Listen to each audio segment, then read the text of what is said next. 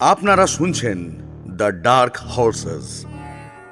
আজকের গল্প মুখপুরি, লেখিকা সুদীপা হালদার। সঙ্গে থাকছি আমি অমিত। এবং আমি সোমা। Season 2, episode 10।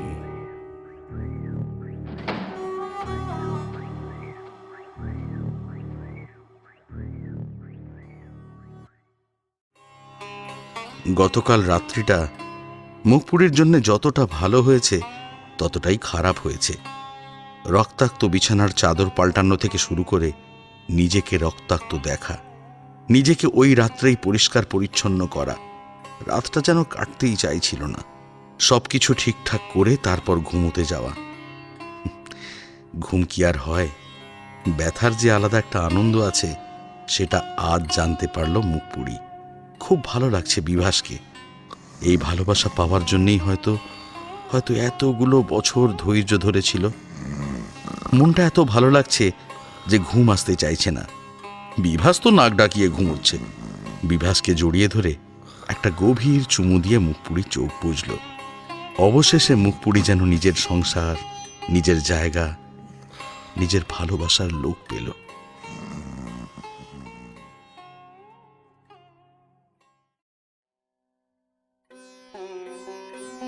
সুকান্তের মা বাবা পুরোহিত নিয়ে এসেছেন। প্রেয়শ্রী ঘরে এক প্রকার বন্দী, তার নড়াচড়া প্রায় বন্ধ। সরলা সবসময় প্রস্তুত প্রেয়শ্রীর কাজের জন্য। নতুন বেয়ান আসবে বলে শুভার শ্বশুরবাড়িতে এবং সুহাসিনীর বাপের বাড়িতে খবর দেওয়া হয়েছে। দুই বাড়ি থেকেই বেয়াইরা এসেছেন। তাদের আদর যত্নের কোনো ত্রুটি রাখতে চাইছেন না মনোরমা দেবী। সরলার উপরে খুব চাপ পড়েছে। সব খাবার বানানো, তাদের পরিবেশন করা, আবার এর ফাঁকে প্রেয়শ্রীকে নজর দেওয়া। প্রেয়শ্রী খুব আশা করেছিল মা বুঝি আসবে।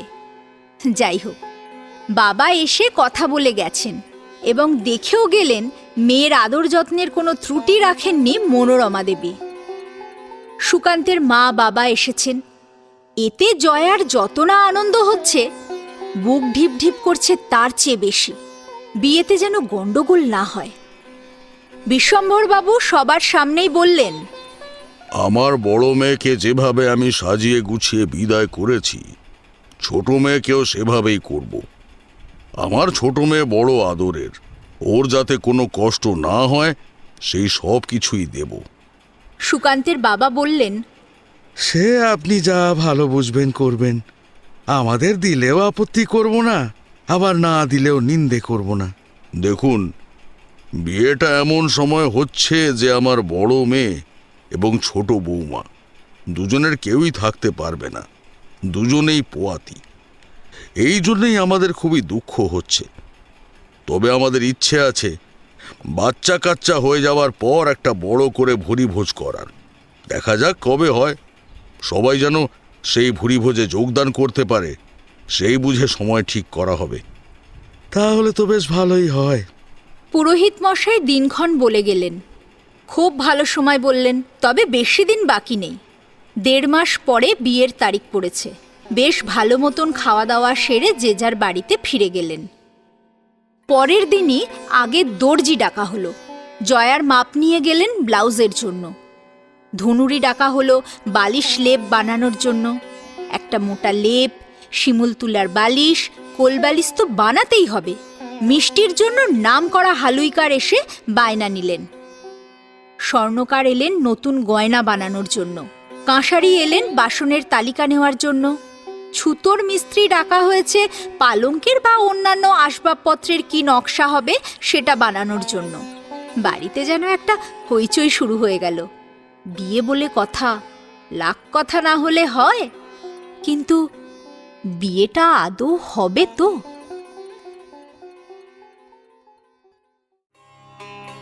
পরের দিন সকালে বিভাসের যেন কোনো তাড়া নেই। মুখপুরী কিন্তু বেশ সকালবেলায় উঠেই কাজ শুরু করে দিয়েছে। সারা বাড়ি ঝাড়ু দিয়ে মুছে স্নান করে চটপট রান্না সেরে নিল। আজকেও কলেজ যাবে না, একেবারে কাল থেকে যাবে। এই দিকটা একটু গুছিয়ে না নিলে ঠিকমতো পড়তে পারবে না। আজকেই ইলেকট্রিসিটির জন্য আবেদনপত্র লিখে দেবে বিভাসকে। বেশ বেলা হলো, বিভাস এখনো পড়ে পড়ে ঘুমোচ্ছে। কাজে যাবে না নাকি? মুখপুরি কাজ সেরে রান্নাঘর থেকে আঁচলে হাত মুছতে মুছতে ঘরে এসে বিভাসকে অল্প ঠেলা দিয়ে ডাকে। এই শুনছো? কি হলো? শুনছো? আরে উঠবে তো, অনেক বেলা হয়ে গেল যে। ওকে, তুমি এসো। কোথায়? এইখানে।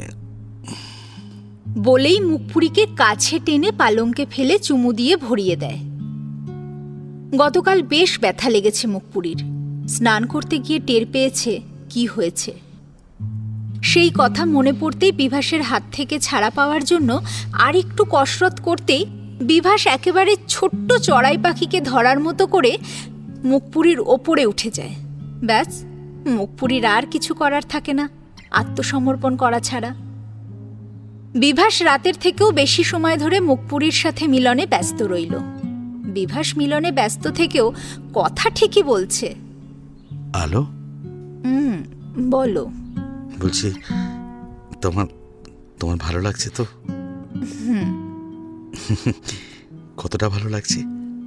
চোখ বন্ধ করে থাকা নগ্ন মুখপুরী উত্তর দেয়, অনেক ভালো। এই অবস্থায় মুখপুরি নিজেকে দেখতে চায় না, তাই চোখ বন্ধ করে রাখে। এখন তো দিনের বেলা, শরীরে একটা কাপড়ও বিভাস রাখেনি। বড় দুষ্টু বিভাস। ডাকতে এসে কি যে বিপত্তি! শরীরে শিহরণ খেলে যাচ্ছে। শরীরের সাথে শরীর মিলিয়ে যেন পালঙ্কে ঝড় উঠেছে। কেউ দেখে ফেলার ভয় নেই, কেউ মানা করার নেই। পূর্ণ স্বাধীন ওরা। কামের আগুন কি সহজে নেভে? বিভাস যত না উত্তেজনায় ভুগছে, তার থেকে বেশি মুখপুরি উত্তেজনায় ফুটছে। বিভাসকে আঁকড়ে ধরে নখের আঁচড় দিয়ে পিঠটাকে ফালা ফালা করে দেয় সে। আলো, আলো, ভালোবাসি আলো, তোমাকে খুব ভালোবাসি। আমিও ভালোবাসি তোমাকে। আলো, আমাকে ছেড়ে যাবে না তো? না, কখনোই না। মুখপুরি আরো জোরে আঁকড়ে ধরে কথাটা বলে। অবশেষে ঝড় থামল। দুজনেই ক্লান্ত। মুখপুরির সারা গায়ে ব্যথা। মুখপুরির নরম শরীরটাকে নিয়ে যথেচ্ছ খেলেছে বিভাস। কিছুতেই যেন ছাড়তে চাইছে না। গায়ে অমানসিক শক্তি, সমস্ত শক্তি এক জায়গায় জড়ো করে ক্রমাগত আঘাত করে মুখপুরিকে। মুখপুরিও ব্যথার আনন্দে আত্মহারা হয়ে যায়। মাঝে মাঝে বিভাসকে হাত দিয়ে সরাতে গেলে বিভাস আরও শক্তিশালী হয়ে প্রবলভাবে আঘাত করতে থাকে। মুখপুরি হাল ছেড়ে দিয়ে বিভাসের সঙ্গ দিতে থাকে। মুখপুরি যতক্ষণ যুদ্ধ করছিল, বিভাসের মধ্যে ততক্ষণ মুখপুরিকে ক্ষতবিক্ষত করার বাসনা ছিল। মুখপুরি যেই আত্মসমর্পণ করে, বিভাস তখন নিজেকে জয়ী ভেবে খুব তাড়াতাড়ি নিজেকে হালকা করে মুখপুরিকে ছেড়ে দেয়। মুখপুরি বলে, অসভ্য, বন্য কোথাকার। এত গায়ের জোর কোথা থেকে আসে তোমার? মুখপুরি আবার শাড়ি পরে নেয়। বিভাস বলে, আবার হবে? আবার? দুপুরে। না, আর না। এই, না বললে এখনই আবার হবে কিন্তু। উফ, একদম না। আবার না? মুখপুরি এবার চুপ করে যায়। বিভাসকে বলে, এই শোনো, একটা কথা আছে। বলো না, কি কথা? আমি চাই তোমার আশেপাশের কয়েকজন প্রতিবেশীকে নিমন্ত্রণ করে ডেকে একদিন খাওয়াও। ছোটদাকেও বলো। ঠিক আছে, তুমি যখন বলছো তাই হবে। আচ্ছা, বলছি কতজন হবে? সেটা তুমি দেখো কতজনকে বলতে পারো। ঠিক আছে, বলে দেব। আমার বউ যখন বলছে তখন তো বলতেই হবে। ঢং। বিভাস তখনই বসে বসে আশেপাশের প্রতিবেশীদের তালিকা করল। যতটা সম্ভব ছোট করেও 30 জনের কম কিছুতেই হচ্ছে না। এর মধ্যে মুখপুরির বন্ধু দিদার বাড়ির সবাইকে ধরা হয়েছে। নিমন্ত্রণ করতে গিয়ে এই এত অল্প কয়েকজনের রান্নার জন্য আশেপাশে কাকিমা বৌদিরাই করে দেবেন বললেন, আর ভাইপোরা খাবার পরিবেশন করে দেবে। বিভাসকে এই নিয়ে চিন্তা করতে মানা করে দিল। পাড়ারই একজন এসে সাজিয়ে দেবে মুখপুরিকে। মুখপুরির জন্য ভালো একটা বেনারসি শাড়ি, সার্টিনের লেস বসানো সায়া কেনা হলো, আর বানানো হলো ভেলভেটের ব্লাউজ।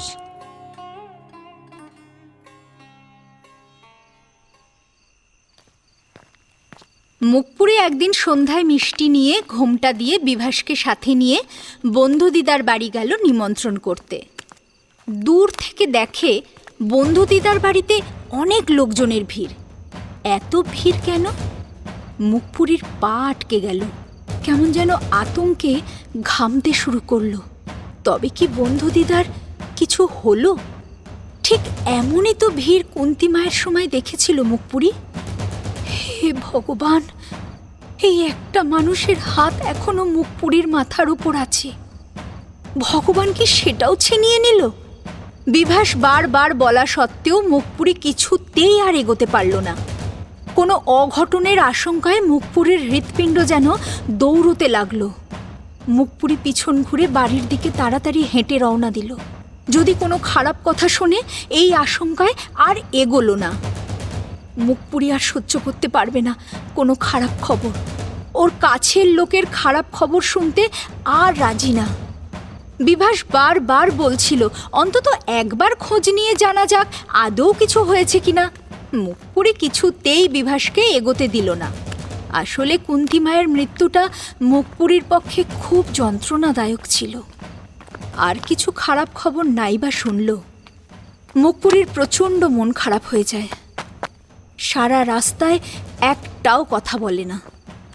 বিভাস কত কিছু হাসির কথা বলে মুখপুরিকে হাসানোর চেষ্টা করছিল, কিন্তু মুখপুরি কিছুতেই হাসে না।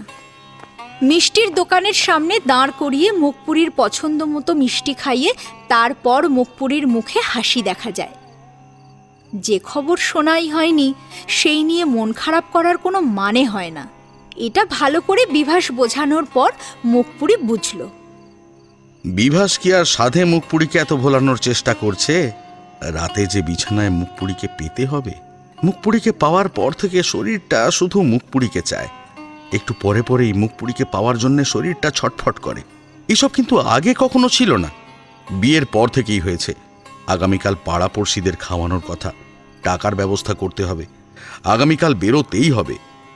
মুখপুরি আর ও নিজে বাইরে আরো কিছু খেয়ে নিয়ে তাড়াতাড়ি বাড়ি ফিরে এলো।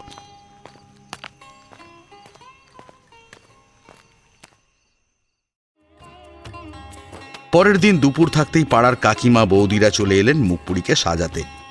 বাকিরা রান্নাঘরে রান্নার ব্যবস্থা করতে লাগলেন। বিভাসের পাড়াতুতো ভাইপোরা ঘর সাজিয়ে দিল, আলোর ব্যবস্থা করে দিল। বিভাসের বাড়ি যেন গমগম করছে। ওদিকে সারাদিন বিভাসের কোনো পাত্তা নেই। বিভাস সন্ধ্যাবেলায় হন্তদন্ত এক তাড়া টাকা নিয়ে ঢুকল। মুখপুরি তো দেখে অবাক, এত টাকা বিভাস পেল কোথা থেকে? সত্যি তো, এত টাকা বিভাস কোথায় পেল? বিভাস এসেই দেরাজের চাবি খুলে টাকাগুলো রেখে দিল। তখন ঘরে শুধু মুখপুরি আর দুটো বাচ্চা ছিল। মুখপুরিকে সাজিয়ে বসিয়ে রেখে তারা নিজেরা সাজতে গেছেন। তখনই বিভাস আসে। মুখপুরি বেশ অবাক হয়ে যায়। যার কাছে এত টাকা, তার ঘরে অভাব থাকবে কেন? মুখপুরি পরে জিজ্ঞাসা করে নেবে বলে ঠিক করলো। বিভাস টাকা রেখে মুখপুরির কাছে আসে, মুগ্ধ চোখে তাকিয়ে থাকে। মুখপুরি লজ্জা পায়। আলো, আলো, তোমাকে আজকে খুব সুন্দর লাগছে। তুমি তৈরি হয়ে নাও, সবাই এখনই এসে পড়বে। হ্যাঁ, আমি কেন সাজবো? আরে সবাই তো তোমাকে দেখতে আসছে, তুমি তো আজকের মধ্যমণি। তবুও একটা ভালো পাঞ্জাবি পরো। ছোটদাকে বলেছিলে? হ্যাঁ বলেছি। শঙ্কর একটা খবর দিল জানো? কি খবর? জয়ার বিয়ে ঠিক হয়েছে। তাই? এ তো খুব ভালো খবর। আমাদের যেতে বলেছে?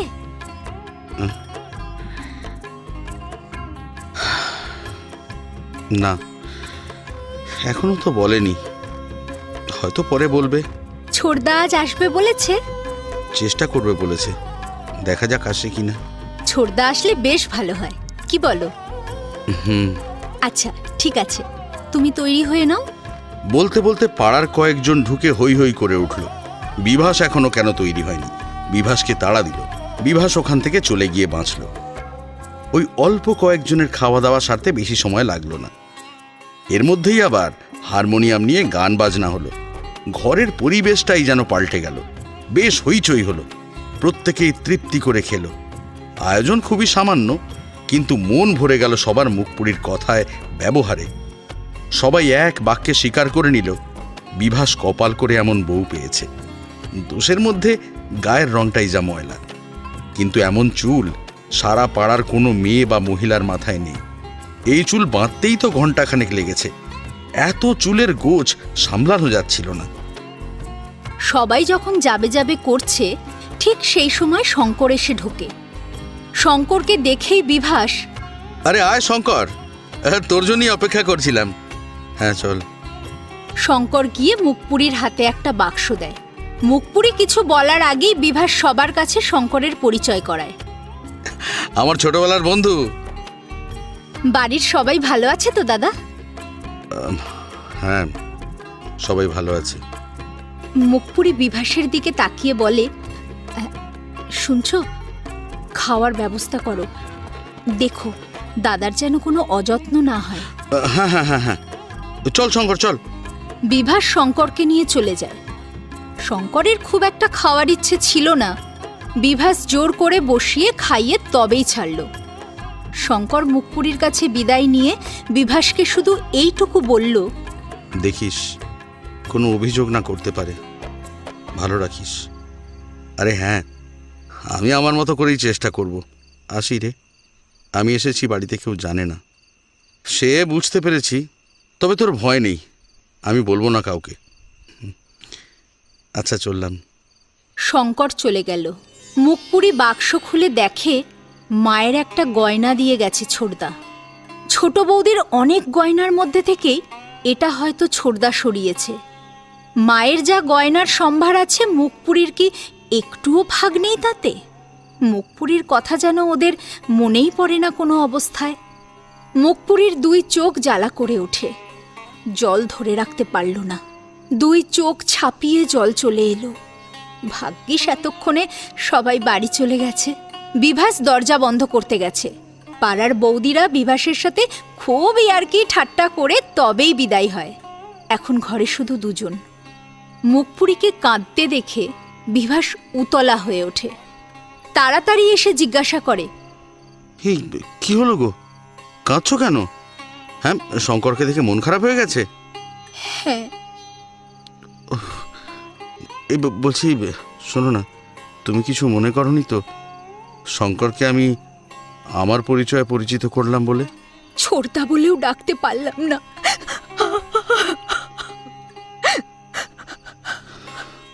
শোনো না, শোনো, কেঁদো না গো।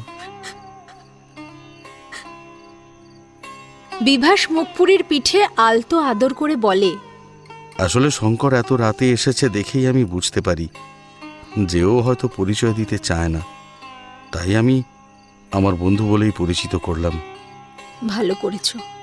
এই শঙ্কর কি একটা বাক্স নিয়ে এসেছে দেখলাম, দেখি তো কই কি নিয়ে এসেছে। মুখপুরী বার করে দেখাতেই বিভাসের চোখ উজ্জ্বল হয়ে ওঠে। বাহ, দারুণ জিনিস তো। এটা মায়ের। তোমাকে বেশ মানাবে জানো। এই শোনো না, বলছি একটু পরে দেখাও তো। বাহ, চমৎকার, দারুণ লাগছে পরে তোমাকে। আর কে কি দিল গো দেখি? মুখপুরী দেখায়। কেউ কলসি দিয়েছে, কেউ বালতি, কেউ শাড়ি দিয়েছে। বাহ, তোমার কাজে লাগবে সব। ভালো হয়েছে, রেখে দাও। চলো বিছানা ঠিক করি। তুমি বিছানা ঠিক করো, আমি অন্য শাড়ি পরে আসছি। আচ্ছা, কি দরকার বলো তো অন্য শাড়ি পরার? সেই তো খুলতেই হবে। অসভ্য কোথাকার, মুখে কি তোমার কিচ্ছুই বাঁধে না? আহ, আমি কি অন্য কারোর বউকে বলেছি নাকি? হ্যাঁ, আমি আমার বউকে বলেছি, বুঝলে? আমি আসছি। রীতিমতো বুক চাপড়ে বিভাস বলে। মুখপুরী হেসে চলে যায়। মুখপুরী শঙ্করের দেওয়া গয়নাটা খুলে একটা কাপড়ে মুড়ে চালের ড্রামের ভিতরে রেখে দেয়। এই একটা মাত্র গয়নাই মুখপুরী পেয়েছে, এটা কোনো মতেই যেন হারিয়ে না যায়। অনেকেই অনেক কথা বলেছে, জিজ্ঞাসা করেছে কেন পালিয়ে বিয়ে করেছে, বাপের বাড়ি কোথায়, বিভাস কোনো গয়নাগাটি দেয়নি, নানা কথা।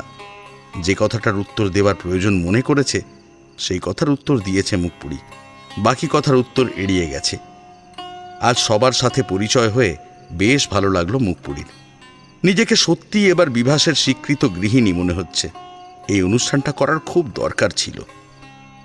সবাই চলে যাওয়ার আগে বিভাসার মুখপুরীকে খাইয়ে দিয়েছিল। ভাইপোরা সব রান্নার বাসন গুছিয়ে রেখে দিয়েছিল যাতে মুখপুরীকে কিছু করতে না হয়। এমনকি মশলাপাতি যা বেঁচে গিয়েছিল সবকিছু ওরই রান্নাঘরে গুছিয়ে রেখে দিয়ে গেছে। কিছু কাঁচা সবজিও রেখে দিয়েছিল যাতে পরের দিন বিভাসকে বাজারে যেতে না হয়। পাড়া প্রতিবেশীরা কত কিছুই না ভাবে। মুখপুরী সারা বাড়ি ঘুরে দেখে, তারপর পা ধুয়ে বিছানায় যায়। আলোর ব্যবস্থা অনুষ্ঠান চলাকালীন ছিল। এখন ঘর অন্ধকার। বিভাস সব সুইচ অফ করে দিয়েছে। মুখপুরী এসে দেখে বিভাস বিছানা ঝেড়ে চাদর পাল্টে আরেকটা চাদর পেতে দিয়ে বালিশ নিয়ে এক্কেবারে তৈরি হয়ে আছে। কতক্ষণে মুখপুরী আসবে সেই অপেক্ষায় সময় গুনছে। এত দেরি করলে কেন? কি করছিলে? বাড়িটা ঘুরে দেখছিলাম কোথাও কিছু রয়ে যায়নি তো। কিছু পেলে? না না, সবকিছু গুছিয়ে রেখে গেছে। আমার পড়শিরা বেশ ভালো। আচ্ছা ঠিক আছে, হয়েছে, এবার তো এসো। আচ্ছা, একটা কথা বলো তো। আবার কি কথা?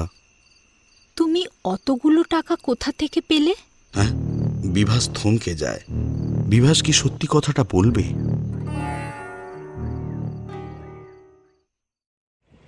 মুখপুরীর জন্য বাস স্ট্যান্ডে অপেক্ষা করছে মিঠুন। বেশ অনেক দিন হলো মুখপুরী আসে না। ঠাকুমা ওকে দেখার জন্য উৎসুক হয়ে আছেন। মিঠুনের এখন কাজ হয়েছে বাস স্ট্যান্ডে এসে মুখপুরীর জন্য অপেক্ষা করা। ঠাকুমা রোজ আশা করেন আজ বুঝি মুখপুরী আসবে। মুখপুরীর কোনো কিছু হলো নাকি এই ভেবে নিজের শরীর খারাপ করছেন। আজ মিঠুন দেখবে, যদি মুখপুরী না আসে তাহলে ওদের বাড়ি গিয়ে খোঁজ করবে। যথারীতি মুখপুরী আসে না। মিঠুন বাড়ির দিকে না গিয়ে সোজা মুখপুরীর বাড়ির দিকে রওনা দেয়। মিঠুন বাড়ির কাছাকাছি এসে দেখে মুখপুরীদের বাড়িতে অনেক লোকজনের যাওয়া আসা হচ্ছে। নহবত সাজিয়ে সানাই বাজাচ্ছে। মহিলাদের কলকাকুলির আওয়াজ শোনা যাচ্ছে। তবে কি মুখপুরীর বিয়ে? সেই জন্যই কি ওদের বাড়িতে যায় না? ঠাকুমার ভালোবাসা এর মধ্যেই ভুলে গেল? মিঠুন চলেই আসছিল। নিজেকে নিশ্চিত করার জন্য মুখপুরীদের বাড়ি থেকে বেরোচ্ছেন একজনকে পাকড়াও করল। দাদা দাদা দাদা, বলছি কারোর বিয়ে হচ্ছে বুঝি? আগে হ্যাঁ তো, বিশ্বম্ভর বাবুর ছোট মেয়ের। ও আচ্ছা, এখন তো গায়ে হলুদ হচ্ছে। ওই সব ছেলে মেয়েদের মধ্যে পুরুষের তো আর কাজ নেই, তাই বাড়ির দিকে চললাম আর কি। হ্যাঁ হ্যাঁ, ঠিকই তো ঠিকই তো। তা যাও না, ভিতরে যাও না, তোমার চেনা বুঝি কেউ আছে? হ্যাঁ হ্যাঁ হ্যাঁ, যাও ভিতরে যাও। অঢেল খাওয়া দাওয়ার ব্যবস্থা করা হয়েছে। আরে এটাই তো শেষ বিয়ে, তাই কোনো দিকে কার্পণ্য করেননি। ও আচ্ছা আচ্ছা, ঠিক আছে, আমি চললাম, পরে আসবো। আচ্ছা ভাই, এসো। বাড়ির ছোট মেয়ে তো মুখপুরী। তার মানে যা আন্দাজ করেছিল তাই হলো। মুখপুরীর বিয়ে ঠিক হলো, অথচ মিঠুনকে জানালো না। মনটা ভারী খারাপ হয়ে গেল। মিঠুন কি এতটাই পর হয়ে গেল? মুখপুরীর হাসি মুখ দেখতে কত ভালো লাগে। তাই যখনই ঠাকুমা মুখপুরীকে আনতে বলে সব থেকে বেশি খুশি হয় মিঠুন। মুখপুরী ঠাকুমাকেও ভুলে গেল? এটা কখনো মানা যায়? চোখের সামনে সত্যিটা দেখে শুনে আর না মেনে উপায় আছে নাকি? তাহলে মুখপুরীর সাথে সম্পর্ক কি শেষ হয়ে গেল? এই মুখপুরীকে মিঠুন চেনে না। পয়সা কি এতটাই মানুষের পরিবর্তন এনে দেয়? মিঠুন নানা কথা ভাবতে ভাবতে বাড়ির দিকে রওনা দিল।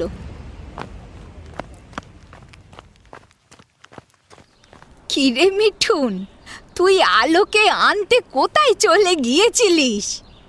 ঠাকুমা, তোমার আলো পাল্টে গেছে। কি যাতা বলছিস? আলো পাল্টাবে কেন? আলোর বিয়ে হচ্ছে।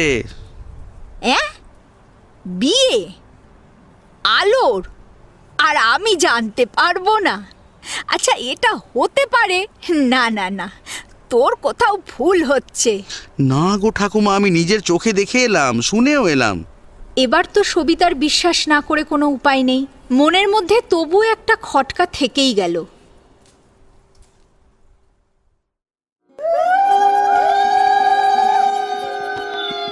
জয়ার বিয়ে আজ, তাই ভোর থেকেই বাড়ির মধ্যে ঘন ঘন উলু আর শাঁখের আওয়াজ শোনা যাচ্ছে। সুহাসিনী আর শুভা আসতে পারল না। শুভার মন খুব চাইছিল ছোট বোনটার বিয়েতে থাকার জন্যে। শুভার শরীরে কোনো রকম অস্বাভাবিকতা কিছু নেই, বেশ সুস্থ। কিন্তু তবুও অনিমা দেবী কিছুতেই ছাড়লেন না। যদি বিয়ের বাড়িতে কিছু একটা হয়ে যায়, অথবা কেউ যদি শুভার সুন্দর চেহারা দেখে নজর দেয়, তাহলে কি হবে? তাছাড়া বিয়ে বাড়ির এত তেল দিয়ে রান্না করা খাবার নাই বা খেলো, বোন তো আর পালিয়ে যাচ্ছে না, অন্য কোনো সময় দেখে নিলেই হলো। আর বিয়ের রীতি রেওয়াজ তো সবই জানা, অত দেখার কি আছে? এদিকে যার সাবধানে থাকার কথা সে তো মোটেই সাবধানে থাকছে না, কারুর কথা শুনছে না। জয়ার বিয়ের আনন্দে প্রেয়শ্রী যেন মাতোয়ারা। বরণকুলো সাজানো থেকে সব জায়গায় তার থাকা চাই। সরলা কত মানা করছে, ঘরে গিয়ে চুপটি করে বসে থাকার কথা বলছে, না, প্রেয়শ্রী কিছুতেই শুনছে না। যেখানে প্রতিটা পা সাবধানে ফেলার কথা সেখানে ওপর নিচ করেই যাচ্ছে। গোধূলি লগ্নে বিয়ে, বরসহ বরযাত্রীরা এসে গেছে। তাদের তদারকিতে প্রেয়শ্রীও আছে। প্রেয়শ্রীকে অপূর্ব সুন্দর লাগছে। গর্ভবতী হলে মনে হয় মেয়েদের আলাদা সৌন্দর্য ফুটে ওঠে। প্রেয়শ্রী খুব হাসি খুশি, সবার সাথে কথা বলছে, প্রত্যেকেই মোটামুটি ব্যস্ত। প্রেয়শ্রীর শরীরে একটা অস্বস্তি হচ্ছিল অনেকক্ষণ থেকে। পেটে একটা চিনচিন করে ব্যথা হচ্ছিল, কিন্তু তেমন কোনো পাত্তা দিচ্ছিল না। তাছাড়া কাকেই বা বলবে, সবাই যে যার কাজে ব্যস্ত। বিশু তো আরও বেশি ব্যস্ত। বাড়ির কাজ ছুটির অভাবে কোনো দিন করতে পারিনি। এবার বোনের বিয়ের উপলক্ষে খুব খাটান খেটেছে, যার জন্যই তো প্রেয়শ্রীর দিকে অতটা নজর দিতে পারিনি। ফলে যা হবার তাই হলো। বিয়েটাও শেষ হলো। বরযাত্রীরা খেয়ে দিয়ে তাদের বাড়ির উদ্দেশ্যে রওনা দিয়েছে। বাড়ির অতিথিরাও খেয়ে চলে গেছেন। এমনকি প্রেয়শ্রীর বাবা দাদা পর্যন্ত এসে খেয়ে ওর সাথে দুটো কথা বলে চলে গেছেন। বাসরঘর সাজিয়ে জয়া মধ্যমণি হয়ে বসেছে। মনোরমা দেবী অন্যান্য আত্মীয় স্বজনদের নিয়ে পান সাজতে বসেছেন। বিশ্বম্ভরবাবুকে পান দিয়ে আসতে হবে, তিনিও আজ বেশ ক্লান্ত। অতিথি অভ্যাগতদের আপ্যায়ন করতেই অনেক সময় কেটে গেছে, যদিও তারপর বিশু আর শঙ্কর সামলিয়েছে, কারণ কন্যাদানে বিশ্বম্ভরবাবু ব্যস্ত ছিলেন। বিয়েটা ভালোই ভালোই মিটেছে। জয়ার গয়নাগাটি দেখে বরযাত্রীরা একেবারে হাঁ হয়ে গেছে। এছাড়াও জিনিসপত্র তো আছেই। বাপের জন্মে ওইসব ওরা দেখেছে নাকি সন্দেহ আছে। মনোরমা দেবী তার গল্পের ঝুলি নিয়ে বসেছেন। এমন সময় প্রেয়শ্রী পেট চেপে চিৎকার করে উঠল। রাতের বেলায় সারা বিয়ের বাড়িতে সেই চিৎকার যেন ছড়িয়ে গেল। সঙ্গে সঙ্গে সবাই দৌড়ে এলো যেখান থেকে চিৎকার এসেছে সেখানে। প্রেয়শ্রী তখন পেট চেপে ব্যথায় চিৎকার করছে। শঙ্কর সময় নষ্ট না করে গাড়ি বার করে নিল। বিশু আর শঙ্কর দুজনে মিলে প্রেয়শ্রীকে তাড়াতাড়ি গাড়িতে তুলেই ছুটল হাসপাতালের দিকে। প্রেয়শ্রীর সাথে শৈল এলো। বিয়ের বাড়ির ছন্দটা কেমন যেন কেটে গেল। জয়া মনে মনে বড় বৌদির ওপর খুব বিরক্ত হলো এমন একটা কাণ্ড করার জন্য। নিজের শরীরের অবস্থা নিজে বোঝে না, দিল তো হাসি খুশি বাসর ঘরটা নষ্ট করে। বিয়ে কি বারবার হয়? কে বলেছিল এত খাটতে? ডাক্তার তো নড়াচড়াই করতে মানা করে দিয়েছিল। এখন বাসর ঘর পণ্ড করে হাসপাতালে ছুটতে হলো। যে যার মনের মধ্যে নিজেকে দোষারোপ করছে। মনোরমা দেবী ভাবছেন, উনি কেন কড়া ভাষায় বড় বৌমাকে বিশ্রাম নিতে বলেননি? তাহলে তো এমনটা হতো না। সরলা নিজেকে আরও বেশি দোষী ভাবছে। বৌমার দায়িত্ব ওনার ওপর ছিল। বৌমা কথা শুনছে না দেখে তিনিও একটু কাজে ঢিলেমি দিয়েছিলেন, সেই জন্য এমন হলো। বিশু তো চুপচাপ কেঁদেই চলেছে। এতদিন পর বাবা ডাক শুনতে পেত, সেটাও বোধহয় আর হলো না। শঙ্কর গাড়ি চালাচ্ছে। রাতের রাস্তা বেশ ফাঁকা, তাই একটু গতি বাড়িয়ে চালাচ্ছে। প্রেয়শ্রী কেমন যেন ঝিমিয়ে পড়েছে। শৈল খুব ভয় পাচ্ছে, ভাই বউটার কিছু না হয়ে যায়। অবশেষে হাসপাতালে পৌঁছে গেল ওরা। তাড়াতাড়ি হাসপাতাল থেকে স্ট্রেচারে করে নিয়ে যাওয়া হলো। প্রেয়শ্রীর ভাগ্য খুব ভালো বলতে হবে, কারণ বিদেশ থেকে একজন ডাক্তার এসেছেন একদম অন্যরকম রোগীদের চিকিৎসার ট্রেনিং দেওয়ার জন্য। প্রেয়শ্রীর অবস্থা যে একদমই আলাদা সেটা প্রেসক্রিপশনে উল্লেখ করাই ছিল। প্রেয়শ্রীকে তখনই পরীক্ষা করে সেই ডাক্তারবাবু এক অদ্ভুত কথা বললেন। ডাক্তারের কথা শুনে বিশু অবাক হয়ে যায়। এমন আবার হয় নাকি? যতদিন বাচ্চা না হয় ততদিন প্রেয়শ্রী হাসপাতালেই থাকবে। আর শুধু থাকবে তা নয়, দুটো পা নির্দিষ্ট উচ্চতায় তুলে রেখে দিতে হবে। ডাক্তারের কথা শুনে শঙ্কর নিজেও অবাক হয়ে যায়। এইভাবে না রাখলে বাচ্চা নাকি যখন তখন সময় হওয়ার আগেই বেরিয়ে আসবে। এতে প্রেয়শ্রীরও মৃত্যুর সম্ভাবনা বেড়ে যাবে। প্রেয়শ্রী তখন ডাক্তারের চিকিৎসায় ঘুমিয়ে আছে। ও জানতেই পারল না ওর কি অবস্থা হতে চলেছে। বিশু ভয় পেয়ে যায় প্রেয়শ্রীর মৃত্যুর কথা শুনে। ডাক্তারের কাছে কাঁদতে কাঁদতেই বলে, আপনি আপনি যেটা ভালো বোঝেন সেটাই করুন ডাক্তারবাবু। আমার কোনোটাতেই আপত্তি নেই। আমার স্ত্রী সন্তান সুস্থ থাকলেই হলো। ডাক্তারবাবু সান্ত্বনা দিলেন। প্রেয়শ্রীকে বিশেষ কেবিনে রাখা হয়েছে। বিশু দেখে চলে আসে। ওখানে আর ওদের কোনো কাজ নেই, কেউ থাকতেও পারবে না, কোনো খাবার ঘর থেকে আসবে না, শুধু দুবেলা সময় মতো দেখে যাবে যতদিন না প্রসব হচ্ছে। বিশুরা চলে এলো বাড়িতে। বাড়িতে এসে দেখে মনোরমা দেবী কান্নাকাটি করে চোখ ফুলিয়ে দিয়েছেন। নিজেকেই বারবার দোষারোপ করছেন আর ঠাকুরের কাছে প্রার্থনা করছেন যেন সব ঠিক হয়ে যায়। বিশুর আর কথা বলতে ভালো লাগছিল না। ওরা আসতেই সবাই ঘিরে ধরে। শৈল আর শঙ্কর ব্যাপারটা সবাইকে বুঝিয়ে বলে। যাই হোক, প্রেয়শ্রী এখন ঠিক আছে, এইটা জেনে সবারই ভালো লাগলো। বিশু ঘরে চলে গেলে শঙ্করও নিজের ঘরে চলে যায়। বাসর ঘর আবার মেতে উঠেছে। জয়ার মুখে হাসি ফুটেছে। জয়ার সাথে দুজন বন্ধুও ছিল। এছাড়াও আত্মীয়রা তো ছিলই। রানীও সাথে ছিল। বাসর ঘরে গান বাজনা চলতে লাগলো।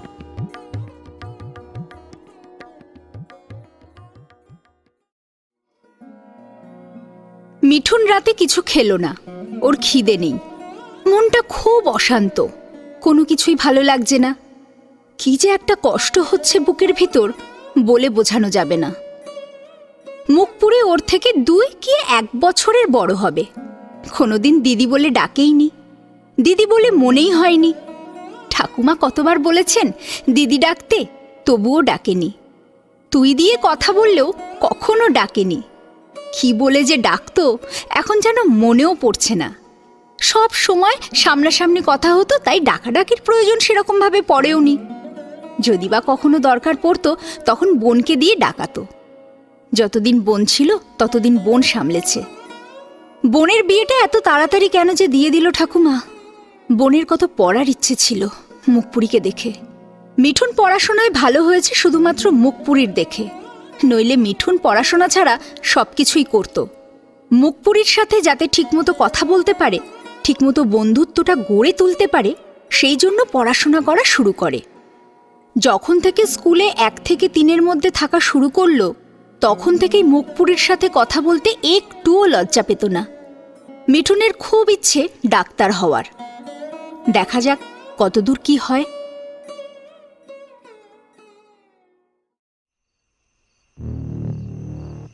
বিভাস একটু থতমত খেয়ে যায়। মুখপুরীকে সত্যি কথাটা বলাটা কি ঠিক হবে? মুখপুরীকে জড়িয়ে ধরে বিভাস জানায়, আমার কাজ হচ্ছে পর্যবেক্ষণ করা, বুঝলে? যেদিন ঠিক মতো কাজটা হয় সেই দিন কিছু টাকা পাই, আর যেদিন ঠিক হয় না সেদিন খালি হাতেই ফিরে আসতে হয়। বিভাসের আদর নিতে নিতে মুখপুরী আর কথা বলতে পারে না।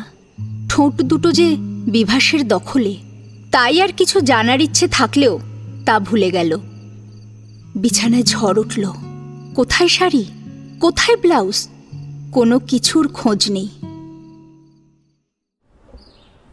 সকালবেলা মুখপুরী আগে বিভাসের রেখে দেওয়া টাকা থেকে বিভাসকে বলে বেশ কিছু টাকা সরিয়ে রাখে সংসারের জন্য। এছাড়াও কলেজে যাওয়া আসার জন্য তো লাগেই। টিফিন তো ঘর থেকে নিয়ে যাবে। মুখপুরীর আবার খেয়াল পড়ল, বিভাস গতকাল রাতে কি যেন বলেছিল, পর্যবেক্ষণের কথা। কি এমন কাজ যে পর্যবেক্ষণ করে টাকা পায়? হয়তো কোনো গবেষণায় আছে বিভাস, এই কথাটাই আগে মনে এলো মুখপুরীর। বেশ কয়েকদিন কলেজে যাওয়া হয় না। বিয়ের জন্যে পড়াশোনাও বেশ কয়েকদিন হয়নি। এবার আবার শুরু করতে হবে। অনেকটাই হয়তো পিছিয়ে গেছে। আজ কলেজে যাবে মুখপুরী। রান্না বান্না তাড়াতাড়ি সেরে নিল। নিজের টিফিন গুছিয়ে নিতে ভুলল না। আচ্ছা, বিভাস কি আজ বেরোবে না? কি রকম চাকরি করে? এখনো বিছানায় শুয়ে আছে? না না, এইভাবে হবে না। সকাল সকাল উঠিয়ে রোজ বাজারে পাঠাতে হবে। এমন কুঁড়ে হলে চলবে কি করে? স্নান করে আয়নার সামনে যখন মুখ পুড়ি দাঁড়ালো, তখন যেন নতুন লাগে। সিঁথিতে সিঁদুর দিয়ে ঠাকুরকে প্রণাম করে তৈরি হয়ে মুখ পুড়ি বিভাসকে ঘুম থেকে ডেকে তুলে তারপর ঘর থেকে বেরিয়ে গেল। বিভাসের কাছে কৃতজ্ঞ মুখপুরী। মুখপুরীর পড়াশোনা নিয়ে কোনো আপত্তি নেই ওর। এমনই তো চেয়েছিল মুখপুরী। মনের সুখে সংসার করবে আর পড়াশোনা করবে। কোথায় পাবে এমন সুযোগ সুবিধা? বিভাস খুব ভালো, কত খেয়াল রাখে। কলেজে পৌঁছতেই সবাই অবাক চোখে তাকিয়ে থাকে মুখপুরীর দিকে। তেমন বন্ধু কেউ নেই, তাই সরাসরি কেউ কিছু জিজ্ঞাসা করেনি। মুখপুরী নিজেই তখন পড়া কতদূর কি হয়েছে সেই সম্পর্কে খোঁজ নিতে লাগলো। মুখপুরী সবকিছু বুঝতে পারছে ওদের কত কৌতূহল হচ্ছে। স্যারেরা পর্যন্ত নিশ্চিন্ত হয়েছেন মুখপুরী আবার কলেজে ফিরে এসেছে দেখে। তাদের একটা ভয় ছিল মুখপুরী মাঝপথে পড়া ছেড়ে দিলে কলেজের একটা রত্ন হারাবে। মুখপুরীর ওপর সবার একটা আশা আছে। মুখপুরী সবাইকে একটাই কথা বলল, ওর বর বিভাস গবেষণা করে। কি গবেষণা, কোথায় গবেষণা করে কিছুই বলতে পারল না। সেগুলো জিজ্ঞাসাই রয়ে গেল। মুখপুরী এরপর সারাদিন ক্লাস, প্র্যাকটিক্যাল ক্লাস নিয়ে ব্যস্ত হয়ে পড়ল। অনেক কাজ জমে গেছে, একদিনে তো সব করা যাবে না। একটু চাপ পড়ে গেল, সে মুখপুরী ঠিক সামলে নেবে। কলেজ থেকে বেরিয়ে বাসে উঠল। মনে মনে ভাবছে বন্ধু দিদার বাড়ি নামবে কিনা। কোনো খবর মুখপুরী পায়নি। সেদিন গেলেই ভালো হতো। কেন যে বিভাসের কথা শুনল না? ওই ভিড় দেখে মুখপুরী এত ভয় পেয়ে গিয়েছিল যে রীতিমতো কাঁপছিল সে। কুন্তি মায়ের হারানোর শোকটা মনে হয় ঠিকমতো কাটিয়ে উঠতে পারেনি এখনো মুখপুরী। তাই তো কোথাও একটু জটলা দেখলেই আতঙ্কে তার গা হাত পা কাঁপতে থাকে। কুন্তি মায়ের কথা ভাবতে ভাবতে কখন যে বন্ধু দিদার বাড়ি পেরিয়ে গেল মুখপুরী টেরই পেল না। চমক ভাঙল যখন কন্ডাক্টর টিকিট কাটতে আসে। অথচ মুখপুরী বাইরের দিকে তাকিয়ে বসেছিল। একটু ভালো করে দেখলেই বুঝতে পারত মুখপুরী ওর জন্যে আজ বন্ধু দিদা নিজে দাঁড়িয়েছিল। বাড়িতে ফিরে আসে মুখপুরী। বেশ একটা তৃপ্তির হাসি মুখের মধ্যে ছেয়ে আছে। বিয়ের পরেও পড়া চালিয়ে যাওয়া অত সহজ নয়। মুখপুরী কিন্তু করে দেখাবে। ঘরে ঢুকে মুখপুরী বাইরের কাপড় ছিঁড়ে ঘরের কাপড় বার করে পরে নিল। তারপর কি মনে করে দেরাজ খুলে দেখে একটু যেন অবাক হলো। দেরাজে একটা টাকাও নেই। কোথায় গেল অতগুলো টাকা? মুখপুরী খুব ভয় পেয়ে গেল। একসাথে এতগুলো টাকা এক নিমেষে উড়ে যাওয়ার কথা নয়। বুঝে উঠতে পারছে না বিভাস ছাড়া আর কেউ এই ঘরে ঢুকেছে কিনা। বিভাসই বা গেল কোথায়? তবে কি চুরির উপদ্রব আছে এই পাড়ায়? মনের মধ্যে নানা রকম কথা উঠে আসছে। মুখপুরী সব জায়গায় খুঁজে দেখেছে কোথাও আছে কিনা। সম্ভাব্য সব জায়গা দেখা হয়ে গেল, না কোথাও নেই। শুধু মুখপুরী সংসারের জন্য যেটুকু গুছিয়ে রেখেছিল শুধুমাত্র সেইটুকুই আছে। ভাগ্যিস সরিয়ে রেখেছিল। বিভাস হাসতে হাসতে ঘরে ঢুকল। মুখপুরী খুব চিন্তিত মুখে জিজ্ঞাসা করে, তুমি কোথায় গিয়েছিলে? কেন? এই তো এখানেই ছিলাম, তোমাকে দেখলাম তো ঘরে ঢুকতে। বলছি দেরাজের ওই রাখার টাকাগুলো নেই। জানি তো। মানে তুমি জানো? হ্যাঁ, আরে বাবা ওই টাকা তো আমিই নিয়েছি। অতগুলো টাকা দিয়ে তুমি কি করলে? কেন? এই যে অনুষ্ঠান হলো, যার যা বাকি ছিল সেগুলো দিয়ে দিলাম। ও ও আচ্ছা আচ্ছা, আমি তো ভয় পেয়ে গিয়েছিলাম। কি গো, বলছি কলেজ ঠিকমতো হলো? হ্যাঁ হলো। তুমি ঠিকমতো খেয়েছো তো? হ্যাঁ। ওরে বাবা, তোমার হাতে যা জাদু আছে না, সত্যি। মুখপুরী লজ্জা পায়। এমন প্রশংসা কেউ করেনি আগে। হ্যাঁ গো, আমি সত্যি বলছি। তুমি লজ্জা পাচ্ছ? সত্যি বলছি। আমার কুন্তি মায়ের হাতের রান্না খেলে তাহলে তুমি কি বলতে? সে সৌভাগ্য আমার হয়েছে। আরে বাবা, ছোটবেলা থেকেই তো যাচ্ছি তোমাদের বাড়ি। আচ্ছা বলছি, এখন কি করবে? তোমার সাথে দুটো কথা বলে পড়তে বসবো। জানো তো অনেক পড়া বাকি আছে। তারপরে আবার রান্নাঘরে যাব। আর শোনো, ইলেকট্রিক অফিসে আবেদনপত্র জমা দিয়েছো? হুম, দিয়েছি। আগামীকাল ওরা আসবে। ও আচ্ছা আচ্ছা, বেশ। আরও দু একটা কথা বলে মুখপুরি পড়তে বসে গেল। ততক্ষণ বিভাস বাইরে গেল একটু আড্ডা দিতে। মুখপুরি ঘড়ি দেখে উঠে পড়ে রান্না করার জন্য। এই সেই ঘড়ি যেটা বন্ধু দিদার পাড়ার সকলে মিলে দিয়েছিল। এরপর বিভাস কোনো দিন টাকা দেয়, আবার কোনো দিন দেয় না। মুখপুরি বুঝে উঠতে পারে না এ কেমন পর্যবেক্ষণ। একদিন বিভাস হঠাৎই মুখপুরিকে জিজ্ঞাসা করে, বলছি, তুমি বাড়ি থেকে বেরোনোর সময় যে ভারী ব্যাগটা আমাকে দিয়েছিলে সেটা কোথায়? কি হবে ওটা দিয়ে? ব্যাগটা লাগবে? না, ব্যাগ লাগবে না, কিন্তু বলছি ওটাও তো ভারী ছিল কেন গো? ওই তো আমার টুকিটাকি কিছু জিনিস ছিল। কি কি ছিল? আচ্ছা, তুমি এত প্রশ্ন করছো কেন? আরে বাবা, বলোই না, কি ছিল ওতে? আমার কয়েকটা শাড়ি, সায়া, ব্লাউজ, আমার মেডেল, পুরস্কার আর বই খাতা। কোনো টাকা পয়সা, গয়নাগাটি এগুলো ছিল না? না তো। সে কি? হ্যাঁ গো, এত বড় লোকের মেয়ে হয়ে তোমার কাছে কোনো টাকা গয়নাগাটি নেই? কে দেবে আমাকে? এখন তুমি একটা একটা করে গড়িয়ে দিও। কলা, তাহলে তোমাকে বিয়ে করে কি লাভ হলো আমার? বিভাসের মুখ থেকে আপনা আপনি মনের কথাটা বেরিয়ে গেল। মুখপুরীর মনটা খারাপ হয়ে গেল। এটা কি বলছে বিভাস? এটা তুমি কি বলছো? আরে বাবা, ঠিকই তো বলছি, তোমাকে বিয়ে করে কি লাভ হলো আমার? কিন্তু তুমি তো এইসব কিছুই বলনি তখন। আরে বাবা, এটা তো স্বাভাবিক, বলো।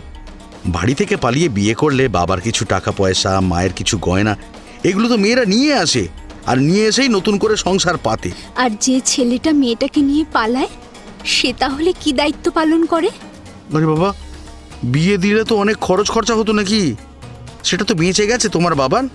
তাহলে তোমার প্রাপ্য তুমি নিয়ে আসবে না?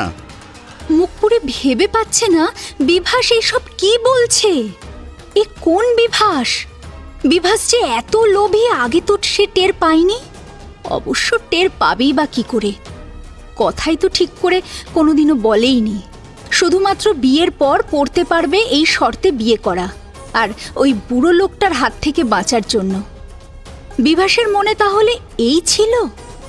কি জবাব দেবে মুখপুরি? কি হলো, চুপ করে আছো? আমার প্রাপ্য? এইসব কি বলছো তুমি? কেন, কি ভুল বললাম? আরে তোমার প্রাপ্যের কথা বলছি। আচ্ছা, তোমার কি শরীর খারাপ হয়েছে? আশ্চর্য, শরীর খারাপ হবে কেন? তুমি এই ধরনের কথা বলছো কেন? বাহ, জামাই হিসেবে আমি কি কোনো কিছুই পাবো না তাহলে? তোমাকে তো দেখে শুনে জামাই করেনি। আমরা নিজেরাই বিয়ে করেছি তাদের না জানিয়ে। আরে বাবা, জানিয়ে করি আর না জানিয়েই করি, আমি তো জামাই নাকি? এটা তো অস্বীকার করা যায় না, তাই না? তা যায় না, কিন্তু আচ্ছা, তুমি কি করতে চাইছো বলো তো? শোনো শোনো শোনো, তুমি বাড়ি গিয়ে তোমার ভাগ চাও। ভাগ চাও, না চাইলে তুমি কিছুই পাবে না, বুঝেছো? বুঝেছি, কিন্তু দাঁড়াও, আমার পরীক্ষাটা তো শেষ হতে দাও, তারপর যাব। ফাইনাল পরীক্ষাটা হোক আগে। ঠিক আছে, পরীক্ষা পর্যন্ত অপেক্ষা করব। শোনো, তারপর কিন্তু যাবে। আচ্ছা বাবা, ঠিক আছে, তারপরে আমি যাব। আপাতত বাবার বাড়িতে যাওয়াটা পরীক্ষা পর্যন্ত আটকে রাখলো মুখপুরি। কিন্তু কতদিন এইভাবে আটকে রাখবে সে? বিভাসের নতুন রূপের সাথে পরিচয় হয়ে মুখপুরি বুঝতে পারছে না এরপর কি করবে সে। যেখানে মুখপুরি সব কিছু ছেড়ে চলে এসেছে, সেখানে বিভাস জামাই হিসেবে আবদার করছে। কি বলবে মুখপুরি? মুখপুরির যদি অত ভাগ্য ভালো হতো, তাহলে কি কুন্তির ঘরে ওকে একা থাকতে হতো? এই সামান্য কথাটা বুঝলো না বিভাস। মুখপুরির হাত যে একেবারে শূন্য, তা কি এতদিন একটুও বুঝলো না? মুখপুরির হঠাৎ মনে পড়ে যায় ছোড়দার দেওয়া গয়নার কথা। ওইটা আছে তো? মুখপুরি রান্নাঘরের দিকে এগিয়ে যায়। পিছন ঘুরে দেখে বিভাস আবার পিছন পিছন আসছে কিনা। নিশ্চিন্ত হয়ে চালের ড্রামে হাত ঢুকিয়ে পুঁটুলিটাতে ছোঁয়া লাগতেই নিশ্চিন্ত হলো। পরে এক সময় খুলে দেখবে, যখন বিভাস ঘরে থাকবে না। এটাকে সাবধানে রাখতে হবে। তখনই বুঝে গেল মুখপুরি। বাক্সটা দেরাজে রেখেছে, ভাগ্যিস সরিয়ে রেখেছিল আগেই। মুখপুরি দামি জিনিস বলেই সরিয়েছিল, তখন কি আর জানতো যে বিভাস এই রকম?